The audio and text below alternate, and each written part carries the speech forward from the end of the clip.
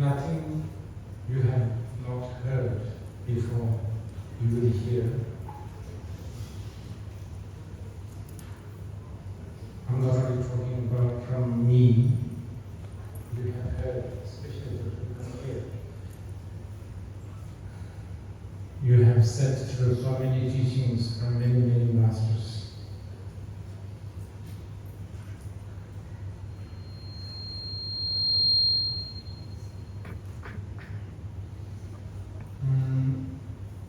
I just wanted to share one verses because there has been some requests from me to,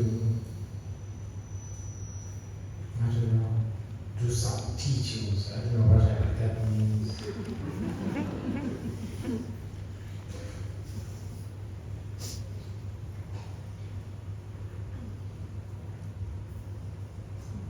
I feel that there's obligations. This is something called obligations. Students are obliged to request teachings, and then that obligations give birth to teachers feeling obliged to give teachings. That's how karma works.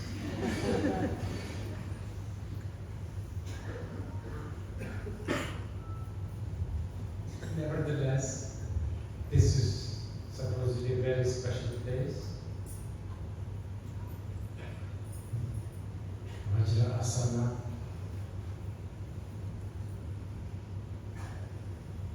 Supposedly, if we do something here, something that's related to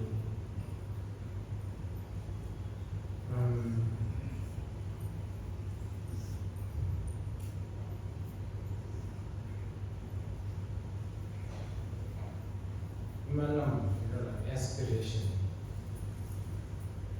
This particular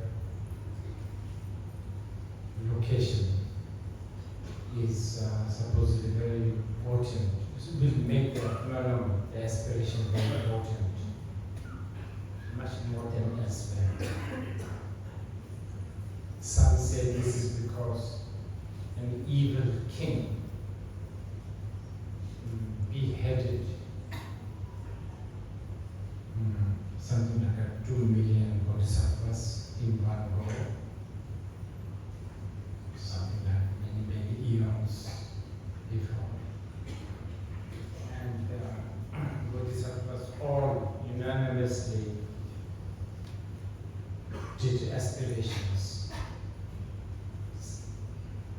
Thousands of them aspired to become the teacher, and others volunteered to become patron, disciples, guardians, etc. So, from then on, supposedly this location has become a special location for aspiration. But Buddhism always is full of, it's just completely full of one after another contradictions. It's a lot of paradoxes. You are very familiar with this. Sometimes they chant Har Sutra, other times they make offerings of flowers, incense. And they are quite proud of doing this paper, especially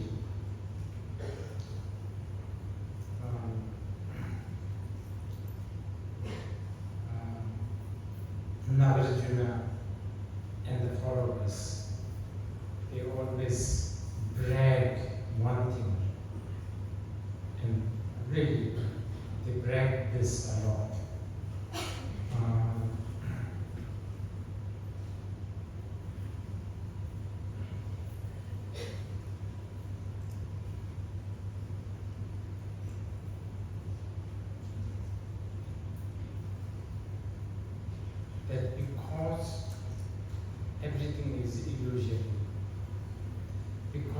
things do not exist inherently.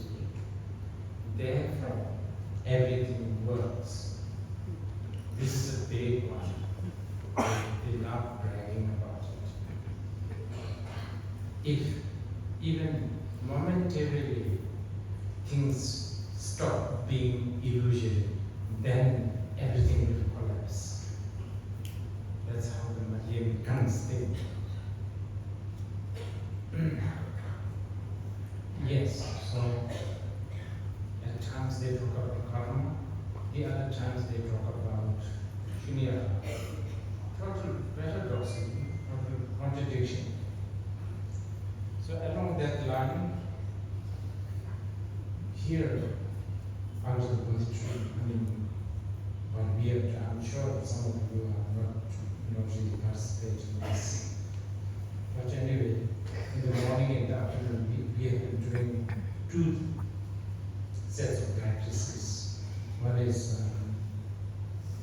sort of a confession and also accumulation of gratitude by rejoicing in the beginning, and then followed by Samana Bhattar's prayer, Nāgārjuna or something. And Nāgārjuna, as many of you know, is last chapter of the very, very big sutra called Avatamsaka Sutra. The Avatamsaka Sutra is quite unique, very fascinating. It's actually a really, really good example of what I just said earlier, that everything is illusory, therefore everything works. Avatamsaka Sutra really demonstrates that, really describe this so well. Anyway, in order to qualify what is Mahayana Buddhism, every aspect of Maya, whether we are talking about view, whether we are talking about meditation, whether we are talking about action, there are three things it has to have. There are three characters it has to have. Buddhists love talking about definitions. Generally, Buddhists say there are four C's that makes four C's, or well, Shakyamuni people may argue that it represent three characters, which is also fine. But anyway, there are three things that really qualifies the path is a Mahayana path. And this is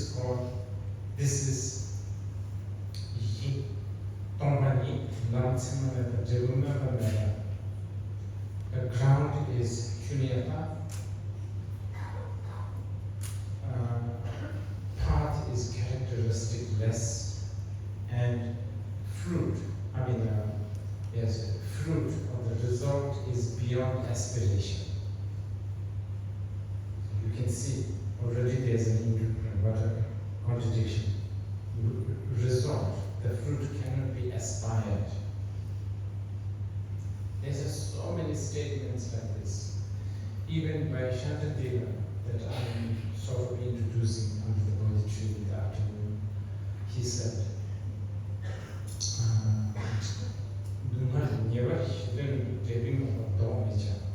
for the time being, path dwellers can keep one ignorance for the time being. For why? Because you don't want to suffer. You don't want to go through pain. You want to transcend pain. Therefore, you are allowed to have one ignorance. And that ignorance is thinking that there's an enlightenment.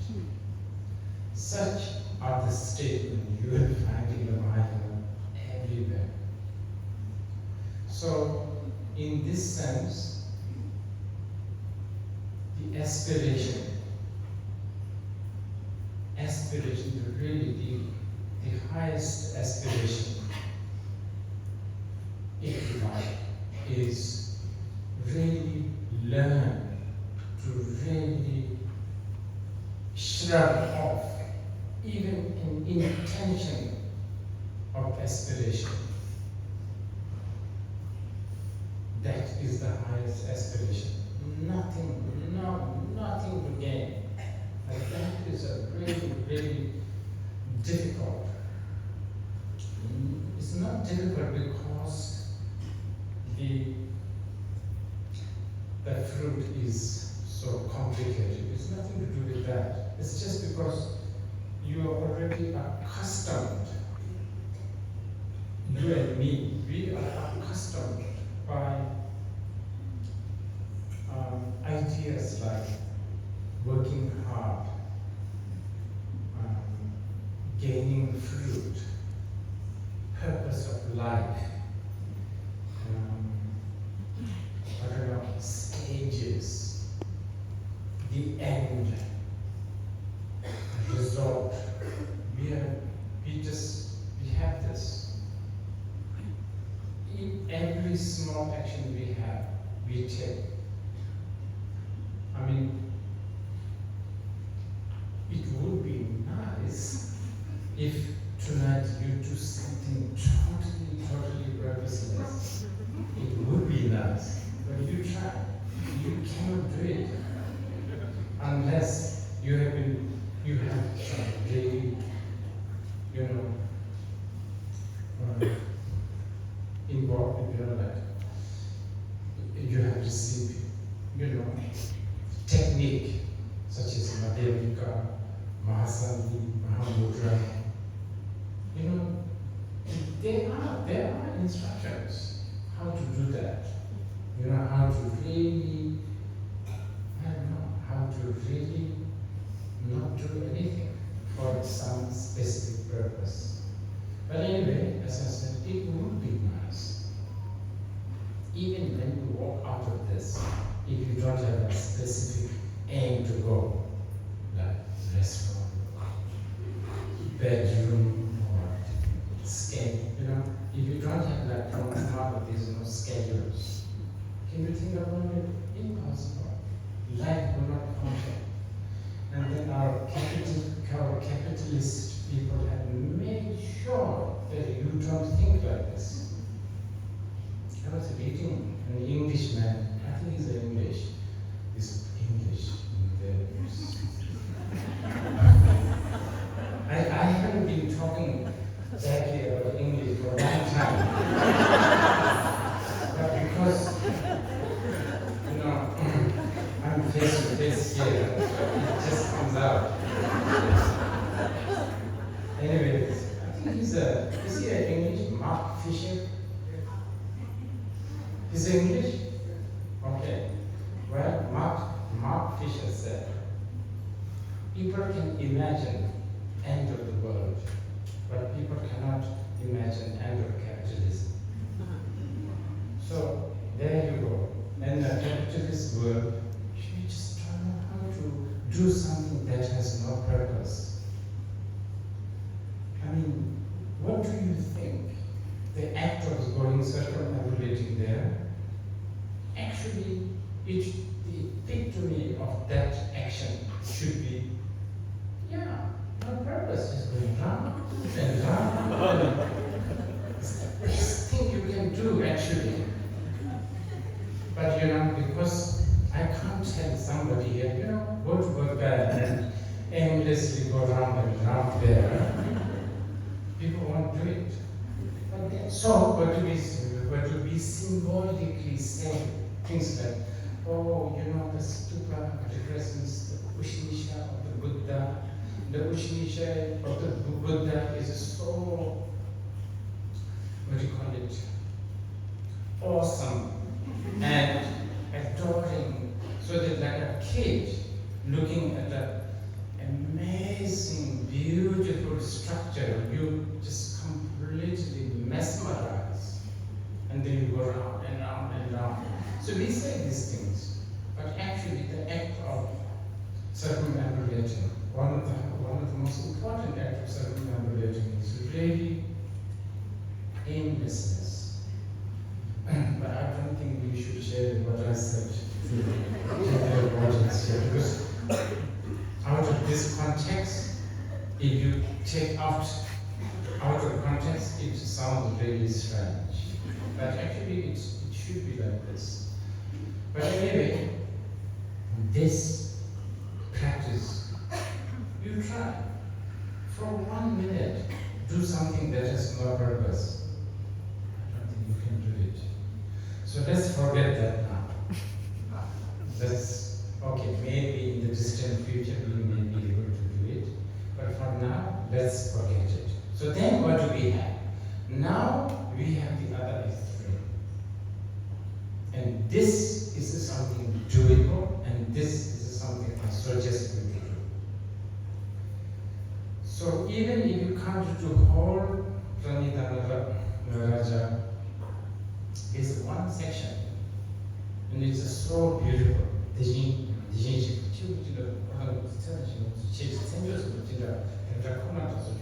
and it has a story. The story goes something like this. The reason why Shakyamuni got the name Shakyamuni, and not just the name. When Shakyamuni was a bodhisattva, please chat GPT. I don't need to give you too many information. This days you can get it from chat GPT. When he was a bodhisattva, in Tibetan people, illuminating young, youthful, illuminating warrior or something like that. When he was there, he saw another great Buddha called Shakyamuni. It's in the fortunate Idiom. And he was just so fascinated by this guy. And the Shakyamuni, our Shakyamuni, let's call it our Shakyamuni. But for the Shakyamuni, he was a potter at that time. Potter. And anyway, these scriptures are quite old, and some of the translations are a little different. So I'm going to use several translations together. Anyway, the potter boy, he was fascinated by this presence of the great Shakyamuni, and he offered some translation says the mud, what means the pot? Clay. And then he had just five pieces of flour. And he offered clay, and then he threw the 5 petals of flower towards Shakyamuni and said, I don't know what to aspire for in my life. I just want to be like you. Your body, I want to have your body, but this body, kaya, it means not just the body, the look, but a lot of other things. And how you speak, how you address to the people, and your retinue, and your longevity, and your response to your reach, and then your beauty and your majestic quality.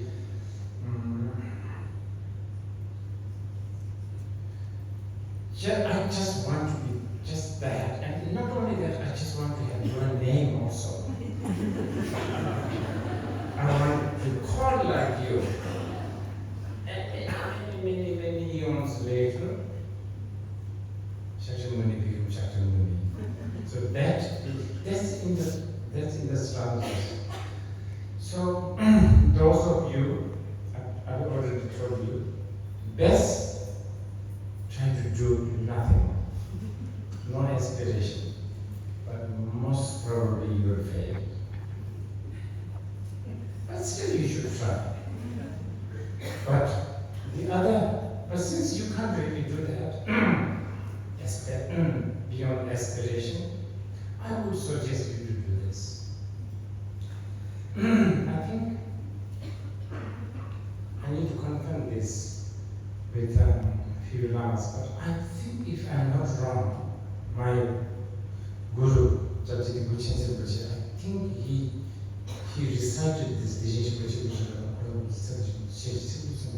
I don't know the situation, I think about 1,000,000 times. I think this was one of his main thing. And main practice this. But you know, it kind of makes sense, isn't it? It makes the life easier. Okay, you can't do this. Both are easy, but can you see the point?